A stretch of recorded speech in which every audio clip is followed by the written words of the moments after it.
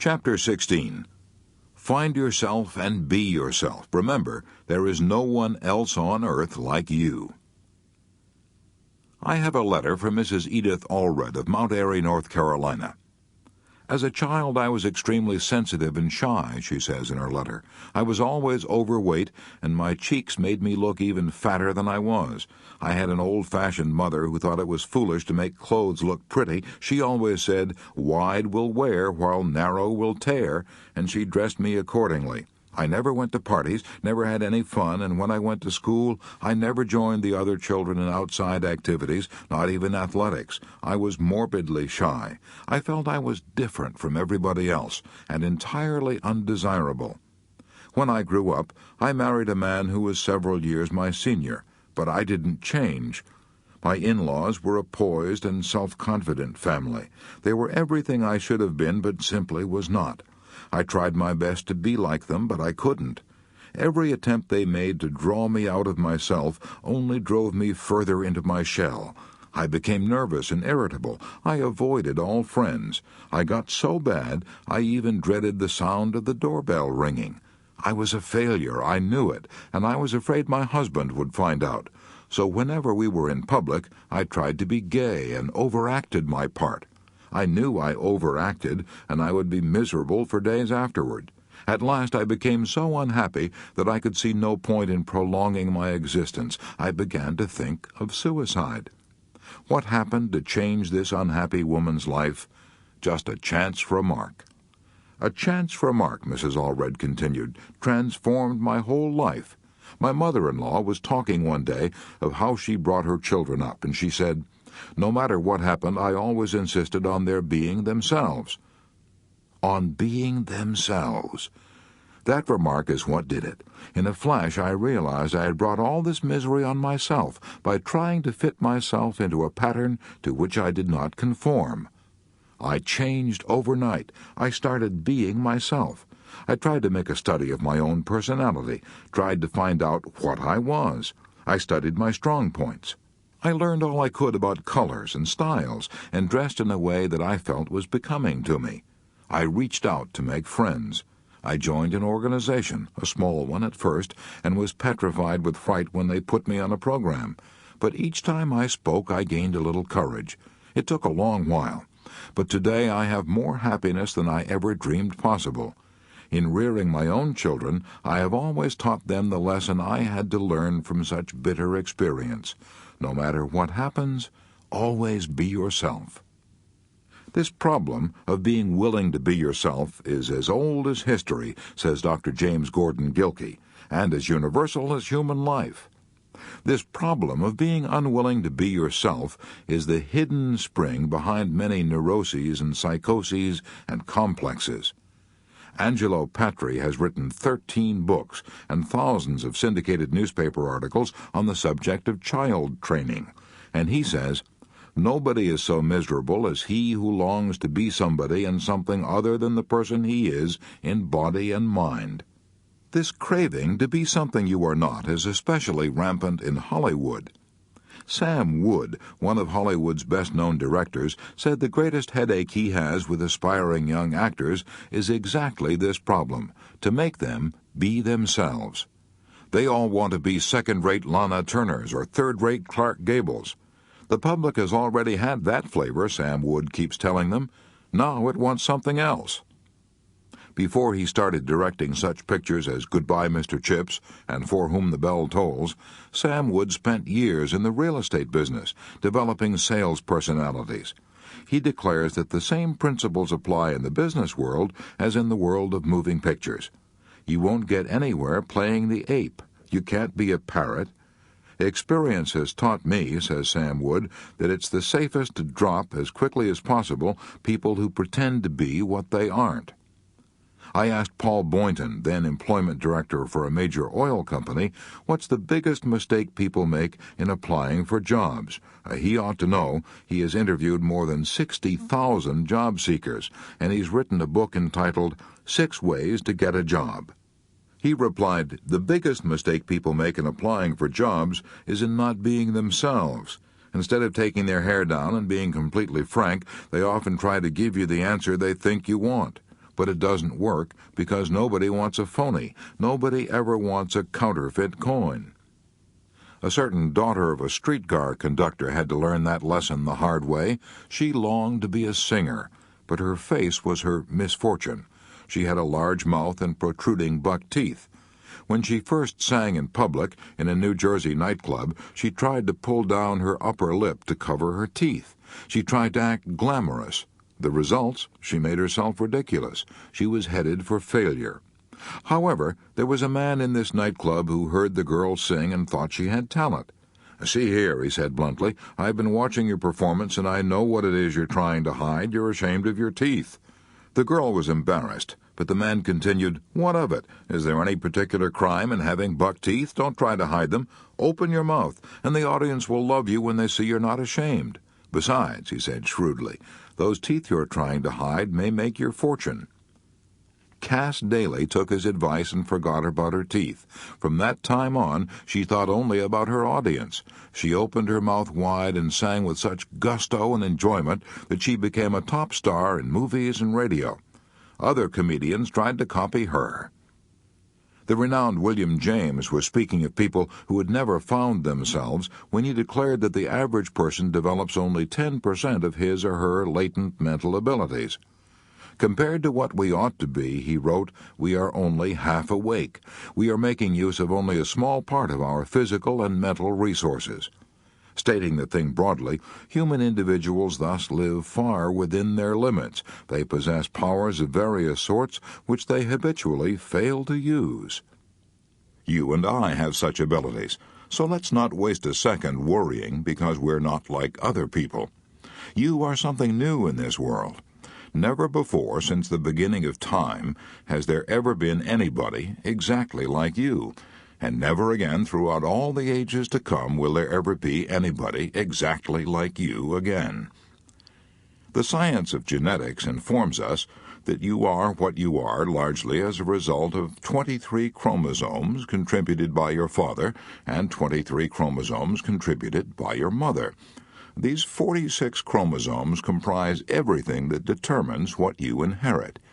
In each chromosome there may be, says Amram Scheinfeld, anywhere from scores to hundreds of genes, with a single gene, in some cases, able to change the whole life of an individual. Truly, we are fearfully and wonderfully made. Even after your mother and father met and mated, there was only one chance in 300,000 billion that the person who is specifically you would be born. In other words, if you had 300,000 billion brothers and sisters, they might all have been different from you. Is this all guesswork? No, it's a scientific fact. If you'd like to read more about it, consult You and Heredity by Amram Scheinfeld. I can talk with conviction about this subject of being yourself because I feel deeply about it. I know what I'm talking about. I know from bitter and costly experience.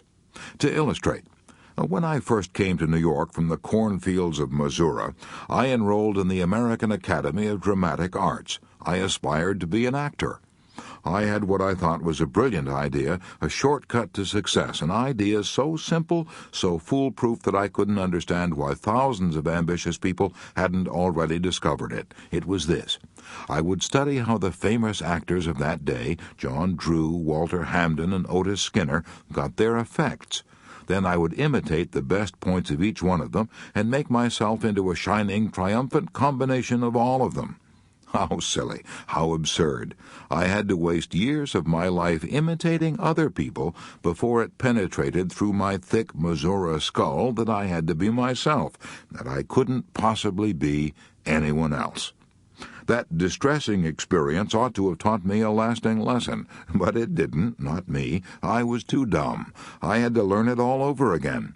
Several years later, I set out to write what I hoped would be the best book on public speaking for businessmen that had ever been written. I had the same foolish idea about writing this book that I had formerly had about acting. I was going to borrow the ideas of a lot of other writers and put them all in one book, a book that would have everything. So I got scores of books on public speaking and spent a year incorporating their ideas into my manuscript. but it finally dawned on me once again that I was playing the fool. This hodgepodge of other men's ideas that I had written was so synthetic, so dull, that no businessman would ever plod through it. So I tossed a year's work into the wastebasket and started all over again. This time, I said to myself, you've got to be Dale Carnegie, with all his faults and limitations. You can't possibly be anybody else. So I quit trying to be a combination of other men and rolled up my sleeves and did what I should have done in the first place. I wrote a textbook on public speaking out of my own experiences, observations, and convictions as a speaker and a teacher of speaking. I learned for all time, I hope, the lesson that Sir Walter Raleigh learned. I'm not talking about the Sir Walter who threw his coat in the mud for the Queen to step on. I'm talking about the Sir Walter Raleigh who was Professor of English Literature at Oxford back in 1904. I can't write a book commensurate with Shakespeare, he said, but I can write a book by me. Be yourself. Act on the sage advice that Irving Berlin gave the late George Gershwin. When Berlin and Gershwin first met, Berlin was famous, but Gershwin was a struggling young composer working for $35 a week in Tin Pan Alley. Berlin, impressed by Gershwin's ability, offered Gershwin a job as his musical secretary, at almost 3 times the salary he was then getting. But don't take the job, Berlin advised. If you do, you may develop into a second-rate Berlin. If you insist on being yourself, someday you'll be a first-rate Gershwin. Gershwin heeded that warning and slowly transformed himself into one of the significant American composers of his generation. Charlie Chaplin, Will Rogers, Mary Margaret McBride, Gene Autry, millions of others had to learn the lesson I'm trying to hammer home in this chapter. They had to learn the hard way, just as I did. When Charlie Chaplin first started making films, the director of the picture insisted on Chaplin's imitating a popular German comedian of that day. Charlie Chaplin got nowhere until he acted himself. Bob Hope had a similar experience. He spent years in the singing and dancing act and got nowhere until he began to wisecrack and be himself. Will Rogers twirled a rope in vaudeville for years without saying a word. He got nowhere until he discovered his unique gift for humor and began to talk as he twirled his rope. When Mary Margaret McBride first went on the air, she tried to be an Irish comedian and failed. When she tried to be just what she was, a plain country girl from Missouri, she became one of the most popular radio stars in New York.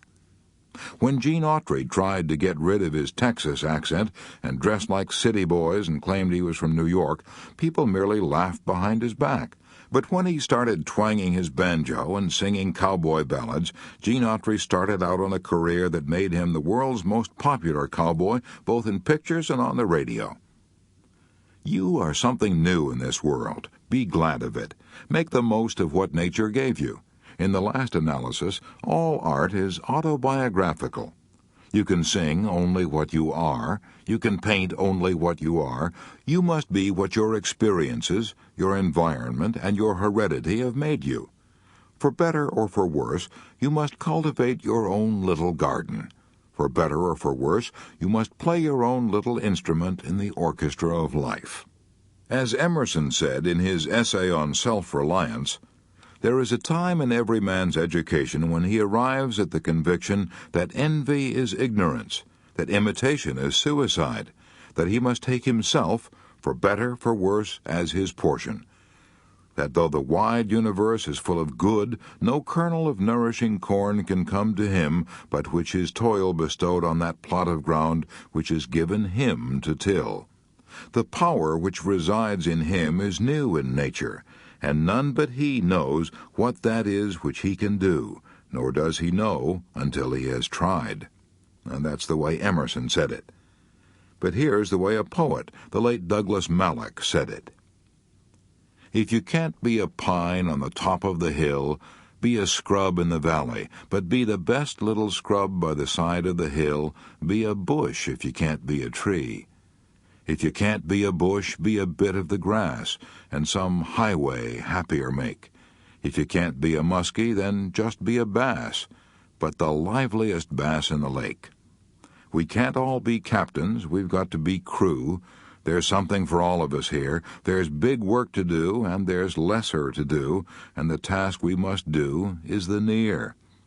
If you can't be a highway, then just be a trail. If you can't be the sun, be a star. It isn't by size that you win or you fail. Be the best of whatever you are. To cultivate a mental attitude that will bring us peace and freedom from worry, here's Rule 5. Let's not imitate others. Let's find ourselves and be ourselves.